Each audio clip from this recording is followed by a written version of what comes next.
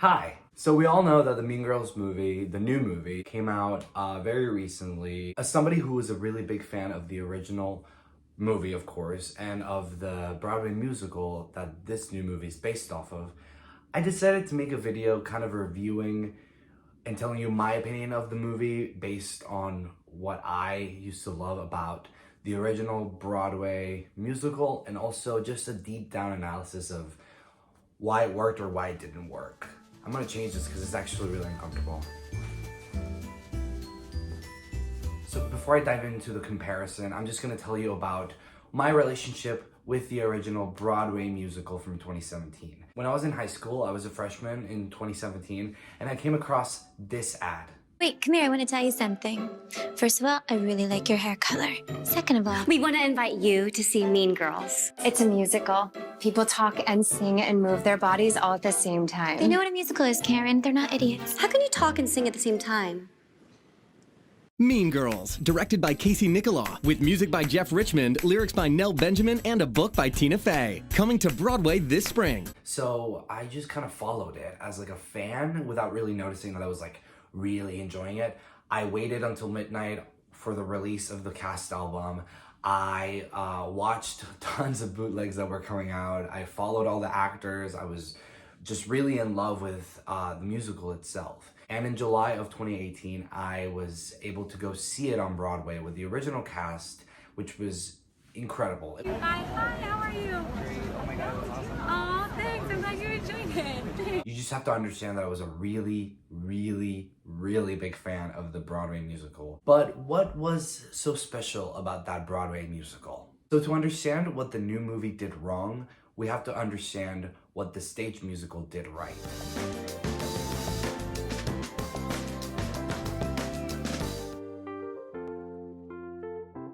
The 2017 stage adaptation took the core of Mean Girls and ran with it, with enough differentiation that it was on a campy level. Though it wasn't the most popular musical ever, it did manage to garner a large fan base upon the rise of modern Broadway musicals like Beetlejuice. So the reason why the stage musical was so beloved is because it was in a different enough format from the original film and had an energizing cast that literally gave 110% every single night. Katie was peppier than her 2004 counterpart, which separated the character immensely. Erin participated much more. Regina was literally constantly being compared to a lion in an animal kingdom, which made a lot of reference to Katie's upbringing in Africa.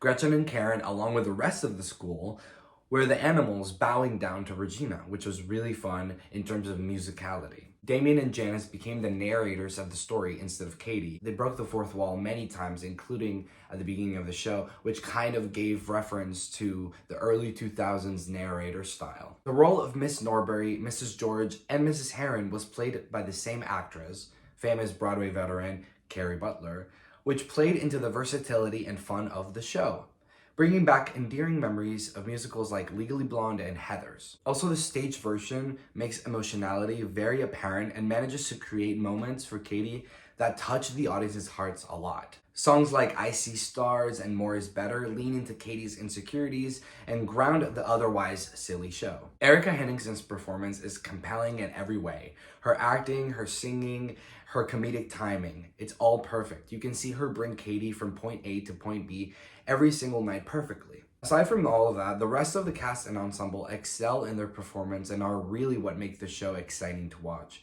The staging was innovative yet simple, the script was reworked quite nicely, and it was just overall a really solid show. So what happened? Well, time and time again we've seen musicals adapt from movies to musicals, then stage musicals to movie musicals. And it's usually a hit or miss. The truth is that adapting something that was meant for the stage, a musical, something that's whimsical and takes out the reality, into something that feels real, like film, is very difficult. And it can only work when you commit 100%. Let's take musicals like West Side Story and Les Miserables, which are musicals that of course are based on beloved and timely and classic musicals. So of course they're gonna go 100% because they know it's gonna work. Musicals like Mamma Mia and The Last 5 Years, Hairspray, are some that work really well because they 100% commit to the story. I think Hairspray is a really good example of a show that was transformed from an original movie into a stage musical in 2002, into a movie musical in 2007. And it was just so perfect because that 2007 adaptation went all out. They all knew what they were doing and they did not care about the marketing or about what people were gonna think because it was a musical.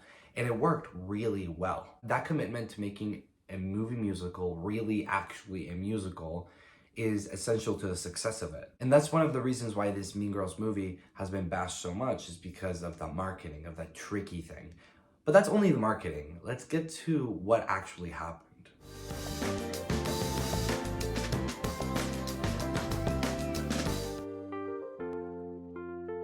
So I'll first tell you the things I actually liked about the movie. I actually really enjoyed the film at its core.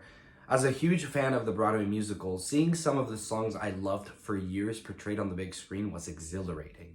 Renee Rapp was, do I even have to mention it? Phenomenal. Renee was only 19 when she was in the actual Broadway musical after Taylor Lautner left, and her growth had an amazing talent and presence is very captivating in the film, making the songs Someone Gets Hurt and World Burn absolute standouts. Those two numbers on their own are so much better, in my opinion, than the actual ones in the Broadway musical. But they're also the only ones that are actually similar in terms of song to the Broadway musical. I also really like the casting for the most part. Most characters managed to be so different from both the original film and the stage show, which proves the actor's talent.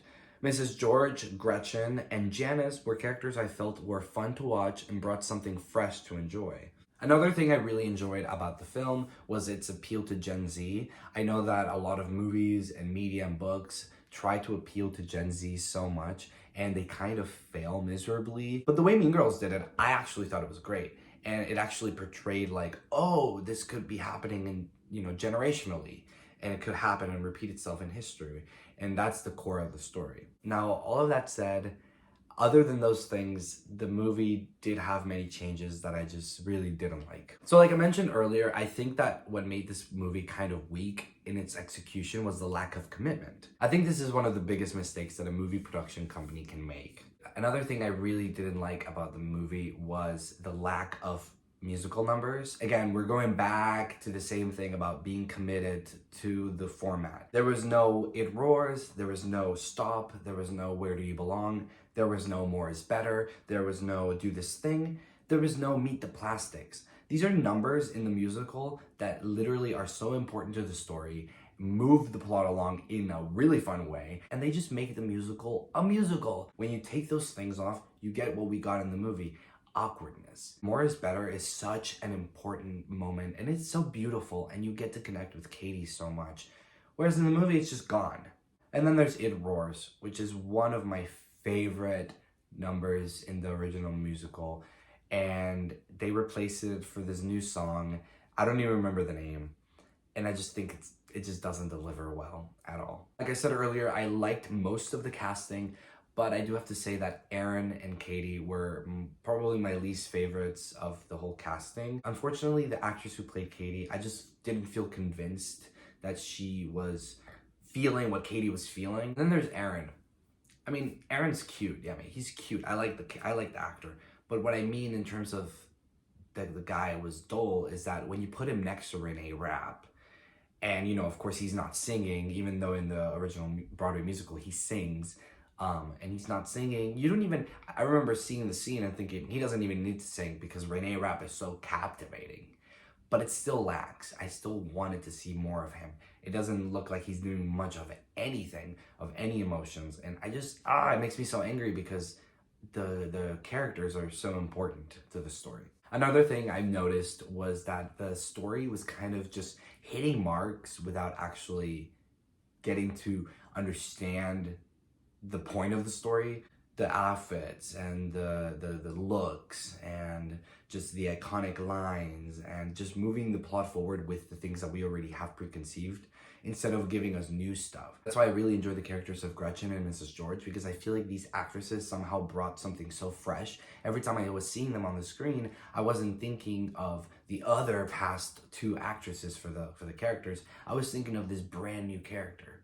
very well done, but I do think that, of course, putting that compared to the rest of the film, it lacked. And finally, the ending. I do think that the ending of the original film, the 2004 film, is rather lackluster because it's one of those early 2000s typical endings, whereas the Broadway stage version brings some emotionality with the song I See Stars. Erica Henningsen brings a tear-jerking performance that literally makes you wanna, like, it made me cry because she brings that emotion to the song, and it just becomes way more emotional. On a Broadway stage, in a Broadway show, the ending has to be always very flashy, or at least it has to be impactful because obviously it's Broadway, it's a musical.